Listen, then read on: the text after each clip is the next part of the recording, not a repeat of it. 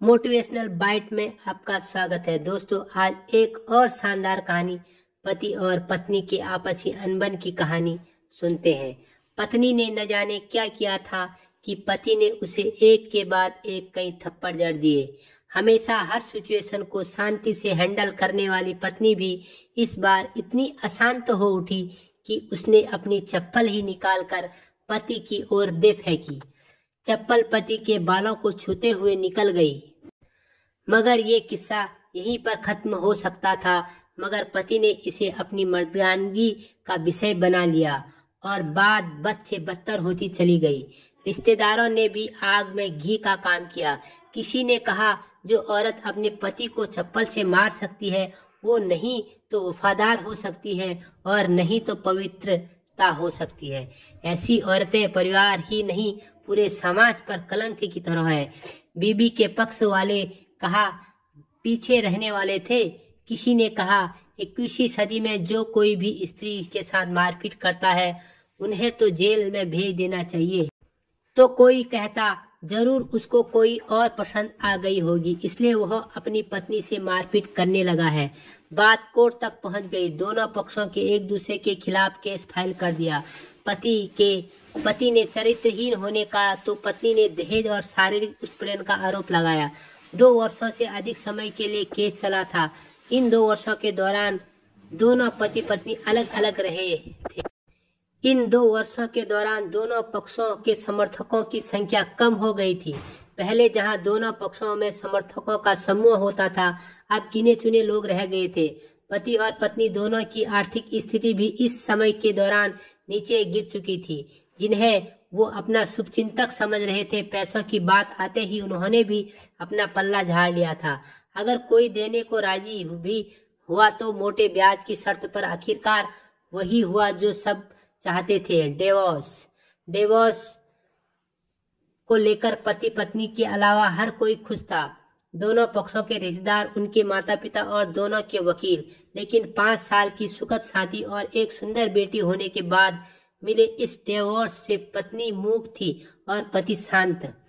शायद ये इत्तेफाक ही था कि इस खुशी को मनाने के लिए दोनों पक्षों के लिए एक ही चाय की टपरी पर बैठे आमने सामने।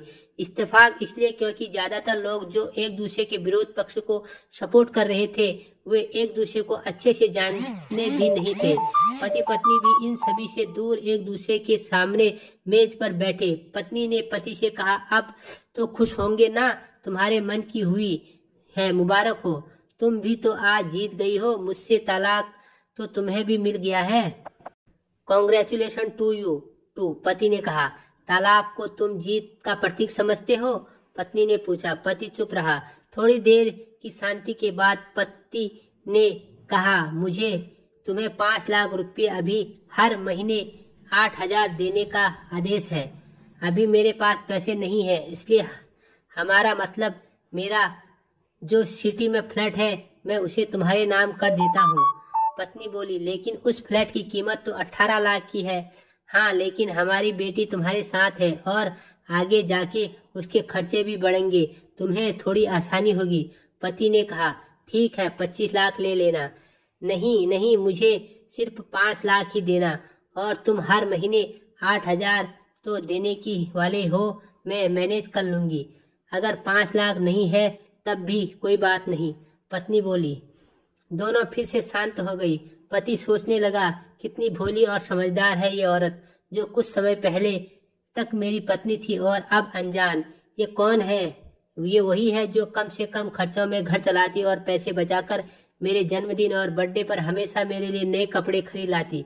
कभी बीमार भी हो जाती तो पैसे बचाने के लिए मुझे मालूम न होने देती और घरेलू नुस्खों से अपना इलाज कर लेती। मगर घर में कोई और बीमार होता तो तुरंत डॉक्टर के पास ले जाती। मेरी ही मति मारी गई थी जो मैंने ही अपनी झूठी मर्दानगी के चक्कर में इतनी बड़ी गलती कर बैठा। पत्नी के दिमाग में भी उथल पुथल चल रही थी। अभी भी वैसा का वैसा ही है। पहले ही खुद से ज्यादा हमारे बारे में सोचता था और अब भी वही कर रहा है। ये वही आदमी है जो मुझे एक्सीडेंट से बचाने के लिए खुद मोटरसाइकिल के आगे कूद पड़ा था और अपनी उंगली तुड़वा बैठा था। पता नहीं कौन सा मनहूस घड़ी में हम दोनों का झगड़ा हुआ पति ने मौन तोड़ते हुए कहा, अब तुम्हारे कमर का दर्द कैसा है? ज्यादा तकलीफ तो नहीं होती? पत्नी हल्की सी मुस्कुराई और बोली, अभी भी होता है, अब तो पेट में भी कम्बस उठने लगते हैं। वो तो होगा ही, तुम योगा व कसरत भी तो नहीं करती। अब किसी गायनेकोलॉजिस्ट को जरूर दिखा देना। पति ने कहा, तुम बताओ तुम्हारा अस्थमा कैसा है अब? क्या अब भी दौरा पड़ता है? पत्नी ने पूछा। हाँ पड़ते हैं, पहले से ज्यादा, क्योंकि अक्सर इन्हेल भूल जाया करता हूँ, याद दिलाने के लिए तुम जो नहीं हो अब। पति बोला। पत्नी की आंखों में आंसू आ गए। वो बोली, तुम्हें मेरे चरित्र पर सवाल नहीं उठाने चाहिए थे, ये तो मेरी ये परिस्थिति आती नहीं। हाँ मैं जानता हूँ तुम बहुत अच्छी हो, मुझसे गलती हो गई, बहुत हो बड़ी गलती, मैं लोगों के बहकावे में आ गया था। पति ने बोला, तुमने भी तो मुझ पर दहेज का इल्जाम लगाया था। वो बोला, गलत था और इस बात का मुझे भी पछतावा है। पत्नी ने कहा। पति कुछ कहना चाह रहा था लेकिन हिचकिचा कर रह गया। पत्नी ने पूछा, कुछ कहना चाहते हो? वो बोला, क्या सब पहले जैसा नहीं हो सकता? क्या मतलब? पत्नी ने बोला, मतलब कि हम फिर से पहले की तरह पति पत्नी बनकर, सच्चे दोस्त बनकर नहीं रह सकते? पति बोला, ये डिवोर्स के पेपर दिखाते हुए पत्नी ने कहा, फाड़ देते हैं। पति ने अपने पास रखे डिवोर्स के पेपर फाड़ते हुए कहा। पत्नी ने भी अपने पास रखे पेपर फाड़ दिए। सभी हैरान थे, वकील, रिश्तेदार और माँ बाप। पति पत्नी दोनों एक दूसरे के हाथ में हाथ पकड़े अपने घर की तरफ चल दिए। दोस्तों, ये कहानी उन हर परिवार पति पत्नी के लिए बड़ी सीख है जो छोटी छोटी बातों पर लड़ते हैं और इन झगड़ों को बड़ा बना के अलग होने का डिसीजन लेते हैं। प्यार और झगड़ा तो एक सिक्के के दो पहलू की तरह होते हैं, दोनों को स्वीकार करना होगा, तभी ये पवित्र रिश्ता उनकी मंजिल तक पहुंच पाता है। दोस्तों, ये कहानी आपको कैसी लगी? अगर अच्छी लगी तो वीडियो को लाइक और चैनल को सब्सक्राइब जरूर करें। ऐसे ही शानदार वीडियो के साथ हम आते रहेंगे। तब तक के लिए धन्यवाद। Good bye.